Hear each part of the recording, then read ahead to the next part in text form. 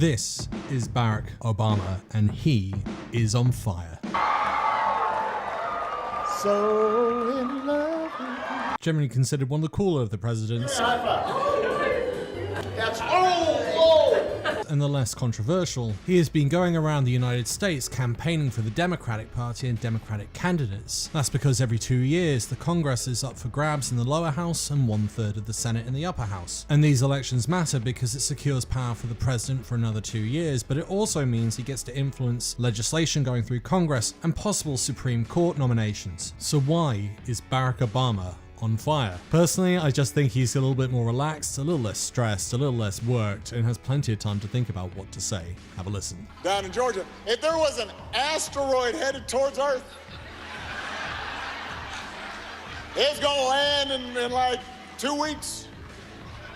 If you went in the Republican caucus and you said, what do you want to do?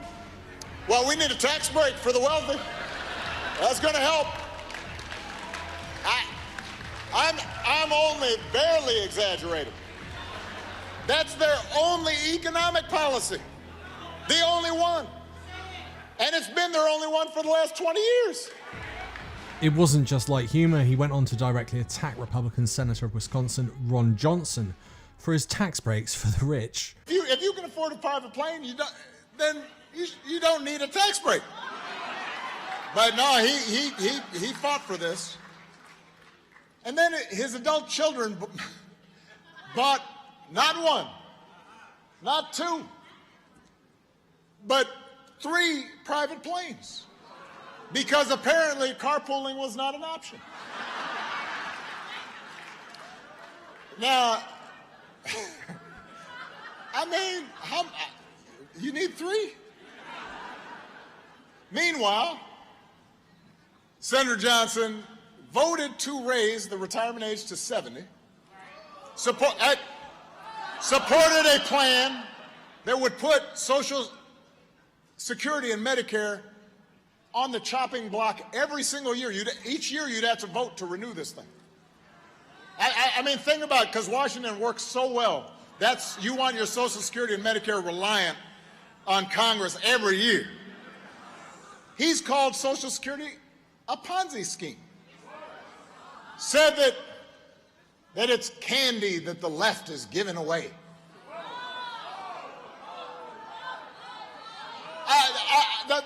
The point is, some of you here are on Social Security. Some of your parents are on Social Security.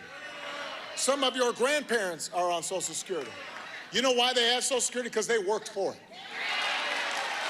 They worked hard jobs for it. They have chapped hands for it. They had long hours and sore backs and bad knees to get that Social Security. And if Ron Johnson does not understand that, if he understands giving tax breaks for private planes more than he understands making sure that seniors who've worked all their lives are able to retire with dignity and respect, he's not the person who's thinking about you and knows you and sees you, and he should not be your senator from Wisconsin. Next, we head over to Pennsylvania, where Obama attacks Dr. Oz, a Republican candidate for the Senate, and Dr. Oz is full of controversy. Once a favorite of Oprah Winfrey, she recently disowned him and his policies. John's opponents, he has answers, they're just the wrong ones. You want to lose weight? Take raspberry ketones.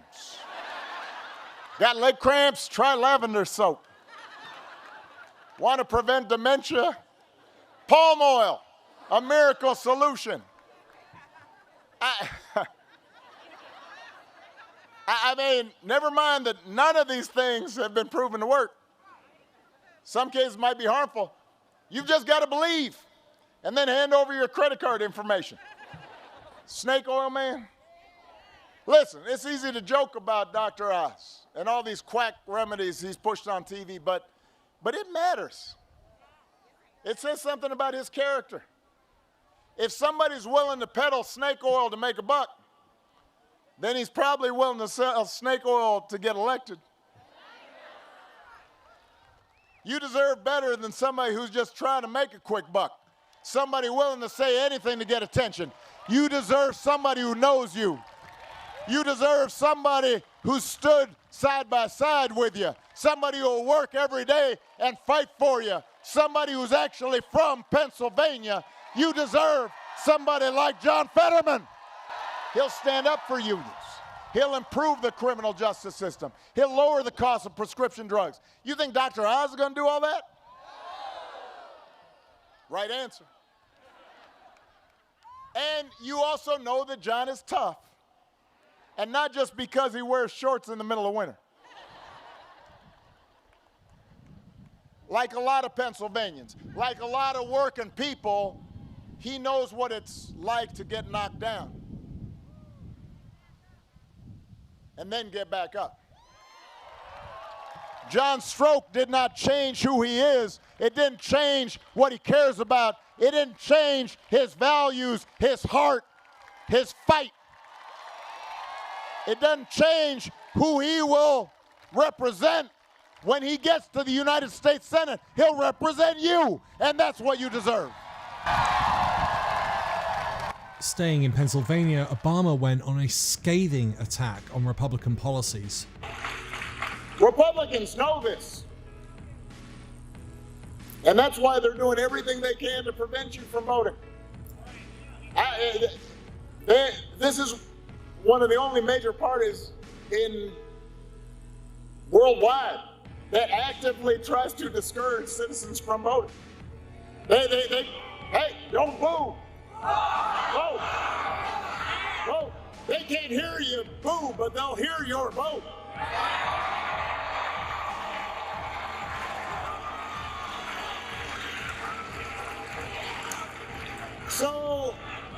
So they pass laws to make it harder to vote. A lot of times, many of the elected officials or the people who are running to run elections right now are suggesting that maybe they would not count votes, nullify votes, overturn votes. But the big tactic that they're going to use, because they always do this, especially in midterms, year after year, election after election, they will try to make you afraid. They will resort to fear. They want to scare the living daylights out of everybody. And most of the time, those fears have a very slender relationship to reality. So back in 2010, Republicans tried to make everybody afraid about deficits and death panels. Oh, deficits are going to ruin the country. Now, it turns out the deficits didn't explode. We actually brought them down. And by the way, as soon as they got a Republican in office, they didn't suddenly care about deficits and pass big tax cuts for the wealthy. The kind of slash and burn politics that we're seeing right now, that doesn't have to be who we are. We can be better. And it has nothing to do, by the way, with political correctness or being too woke. It's about fundamental values that my grandparents from Kansas taught me.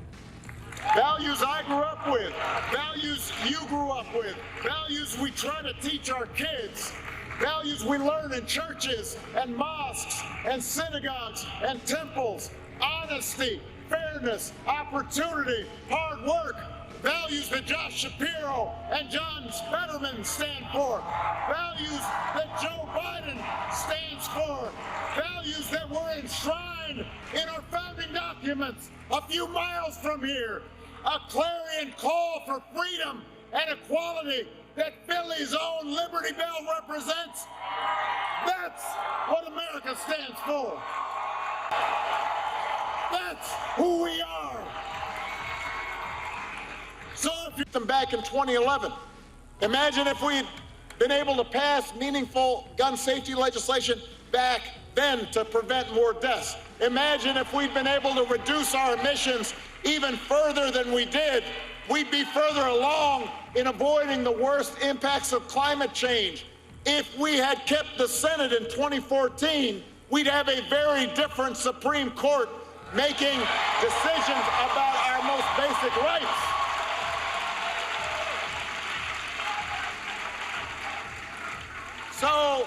So midterms are no joke. sometimes we get so focused on the presidency. But I am here to tell you that our democracy works as a team sport. A president can't do stuff alone. That's not how our system is set up. So what happens in the House, what happens in the Senate is vitally critical.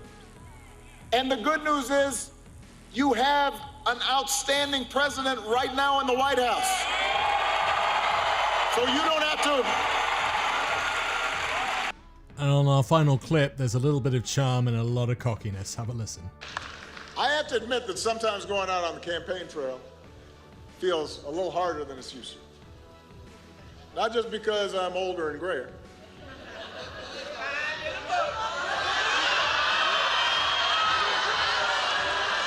I don't know if y'all heard that.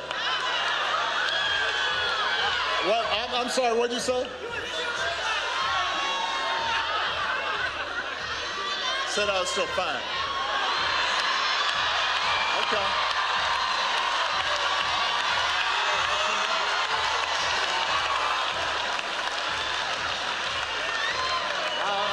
I'm not going to tell Michelle you said that. Although Michelle does agree. She knows. But we're getting distracted. Obama out.